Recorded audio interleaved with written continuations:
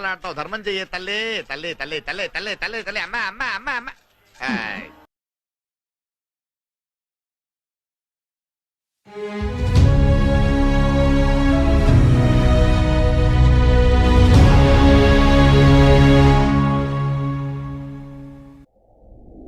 Hello friends, welcome back to Telugu tech cave. ఈ వీడియోలో మనం స్ట్రింగ్ ఫంక్షన్స్ గురించి నేర్చుకుందాం. ఈ స్ట్రింగ్ ఫంక్షన్స్ అనేవి స్టాండర్డ్ లైబ్రరీ ఫంక్షన్ అయిన strng.h అనే హెడర్ ఫైల్లో ఉంటాయి. ఫస్ట్ మనం ఈ హెడర్ ఫైల్లో ఏ ఫంక్షన్స్ ఉన్నాయో చూద్దాం. ముందుగా strlen అంటే స్ట్రింగ్ లెంత్. ఈ ఫంక్షన్ యూజ్ చేసి మనం ఒక స్ట్రింగ్ యొక్క లెంత్ అంటే ఆ స్ట్రింగ్ లో ఎన్ని క్యారెక్టర్స్ ఉన్నాయో ఫైండ్ అవుట్ చేయొచ్చు. ఫర్ ఎగ్జాంపుల్ నేను ఇక్కడ హలో అని తీసుకున్నా. ఇందులో ఉన్న క్యారెక్టర్స్ ఎన్ని? 5. సో ఈ 5 అనేది స్ట్రింగ్ లెంత్ అవుతుంది. అలాగే నెక్స్ట్ ఫంక్షన్ వచ్చేసి strrev అంటే స్ట్రింగ్ రివర్స్. ఈ ఫంక్షన్ యూస్ చేసి ఒక స్ట్రింగ్ ని మనం రివర్స్ లో ప్రింట్ చేయొచ్చు. ఫర్ ఎగ్జాంపుల్ హలో అని తీసుకుంటే ఇది రివర్స్ లో OLLEH అని ప్రింట్ అవుతుంది. అలాగే నెక్స్ట్ ఫంక్షన్ వచ్చేసి strcat అంటే స్ట్రింగ్ జాయిన్. ఈ ఫంక్షన్ యూస్ చేసి మనం ఏవైనా రెండు స్ట్రింగ్స్ ని జాయిన్ చేయొచ్చు. నెక్స్ట్ ఫంక్షన్ strcpy అంటే స్ట్రింగ్ కాపీ. ఈ ఫంక్షన్ యూస్ చేసి మనం ఒక స్ట్రింగ్ ని ఇంకో స్ట్రింగ్ లో కాపీ చేయొచ్చు. అంటే ఫర్ ఎగ్జాంపుల్ S1 S2 అని 2 స్ట్రింగ్స్ తీసుకుంటే S2 ని S1 లోకి కాపీ చేయొచ్చు. Next function strlwr. ఈ ఫంక్షన్ యూస్ చేసి మనం ఒక స్ట్రింగ్ ని స్మాల్ లెటర్స్ లో కన్వర్ట్ చేయొచ్చు. అలాగే strupr. ఈ ఫంక్షన్ యూస్ చేసి మనం స్మాల్ లెటర్స్ ని క్యాపిటల్స్ లో కన్వర్ట్ చేయొచ్చు. నెక్స్ట్ ఫంక్షన్ strcmp అంటే స్ట్రింగ్ కంపేర్. ఈ ఫంక్షన్ యూస్ చేసి మనం ఏమైనా రెండు స్ట్రింగ్స్ ని కంపేర్ చేయొచ్చు. ఫర్ ఎగ్జాంపుల్ S1 S2 తీసుకుందాం.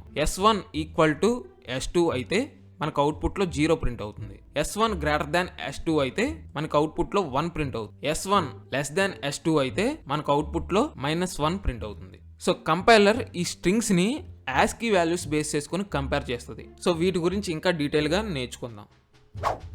ముందుగా మనం స్ట్రింగ్ లెంత్ ఫంక్షన్ గురించి తెలుసుకుందాం. ఇక్కడ నేను #include string.h అనే హెడర్ ఫైల్ రాశాను. ఈ స్ట్రింగ్ ఫంక్షన్స్ యూస్ చేయాలంటే మన C ప్రోగ్రామ్ లో ఖచ్చితంగా ఈ హెడర్ ఫైల్ అనేది తీసుకోవాలి. నెక్స్ట్ క్యారెక్టర్ డేటా టైప్ తీసుకున్నాను.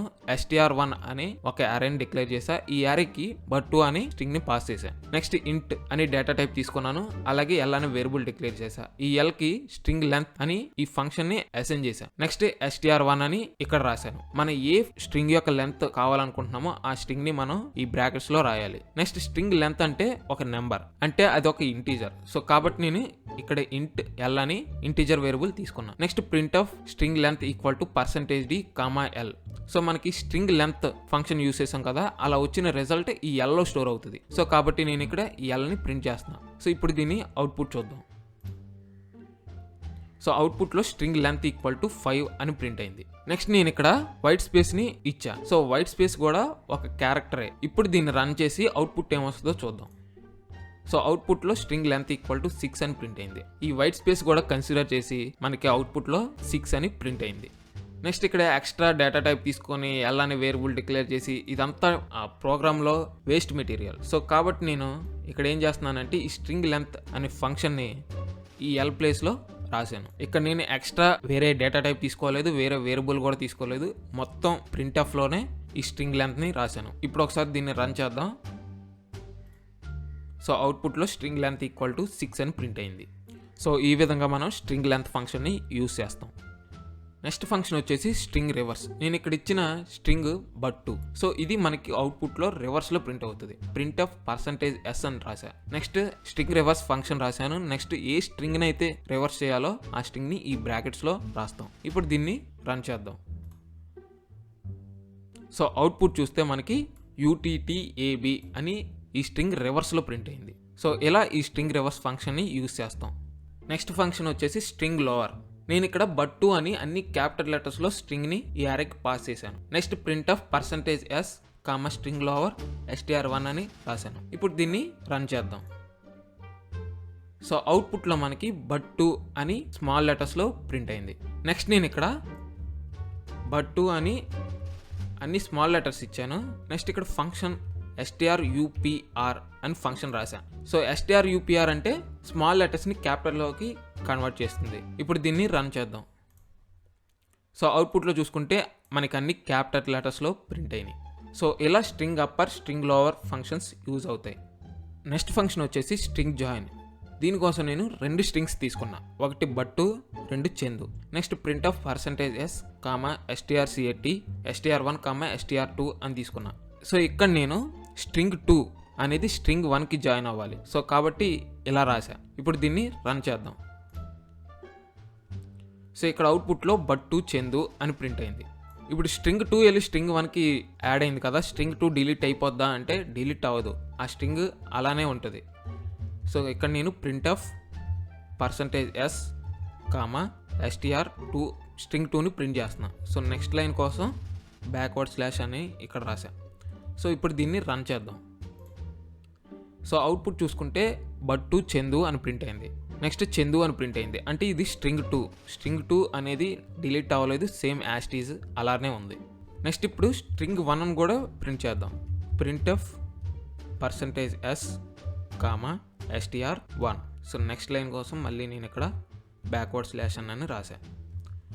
సో అవుట్పుట్ చూసుకుంటే మనకి బట్టు చందు, చందు బట్టు చందు అని ప్రింట్ అయింది. అంటే స్ట్రింగ్ 2 వెళ్ళి స్ట్రింగ్ 1కి యాడ్ అయింది, అంటే జాయిన్ అయింది. చందు వెళ్ళి బట్టుకి యాడ్ అయింది. సో బట్టు చందు అనేది స్ట్రింగ్ 1లో స్టోర్ అయింది. ఫస్ట్ స్ట్రింగ్ 1 తీసుకున్నా, నెక్స్ట్ స్ట్రింగ్ 2 తీసుకున్నా. ఇప్పుడు ఫస్ట్ స్ట్రింగ్ 2 తీసుకుందాం, నెక్స్ట్ స్ట్రింగ్ 1 తీసుకుందాం. ఇప్పుడు అవుట్పుట్ ఎలా ప్రింట్ అవుతుందో చూద్దాం.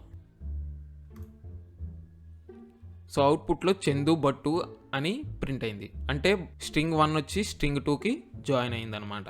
సో ఇలా ఈ స్ట్రింగ్ జాయిన్ అనే ఫంక్షన్ని యూజ్ చేస్తాం. Next function string copy.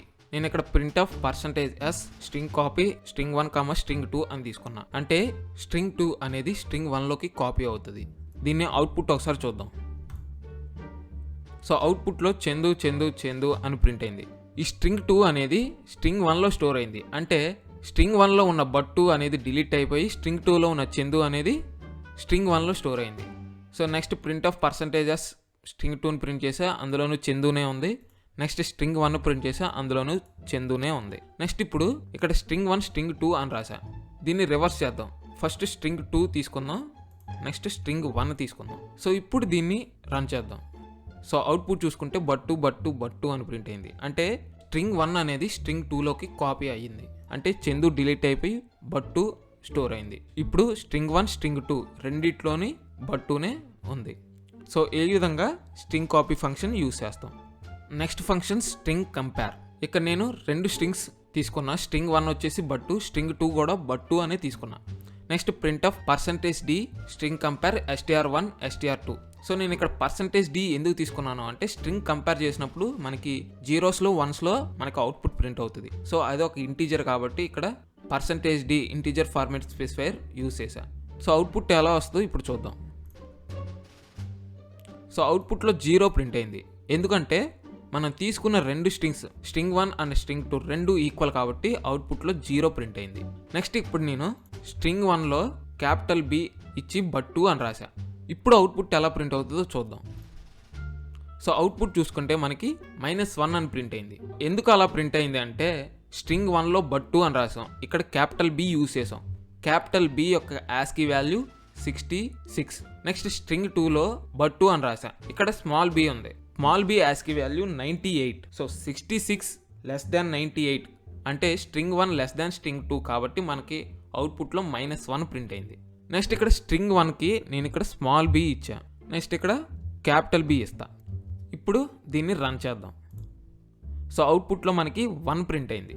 So అలా ఎందుకు ప్రింట్ అయిందంటే స్మాల్ b యొక్క ASCII వాల్యూ B యొక్క ASCII వాల్యూ కన్నా పెద్దది. అంటే స్ట్రింగ్ 1 అనేది స్ట్రింగ్ 2 కన్నా ఎక్కువ కాబట్టి మనకు అవుట్పుట్లో 1 ప్రింట్ అయింది. సో కంపైలర్ స్ట్రింగ్స్ని కంపేర్ చేసేటప్పుడు ఇలా ASCII వాల్యూస్ని బేస్ చేసుకొని కంపేర్ చేస్తుంది. సో మనకి అవుట్పుట్లో 0, -1, 1 అని ఈ విధంగా ప్రింట్ అవుతుంది.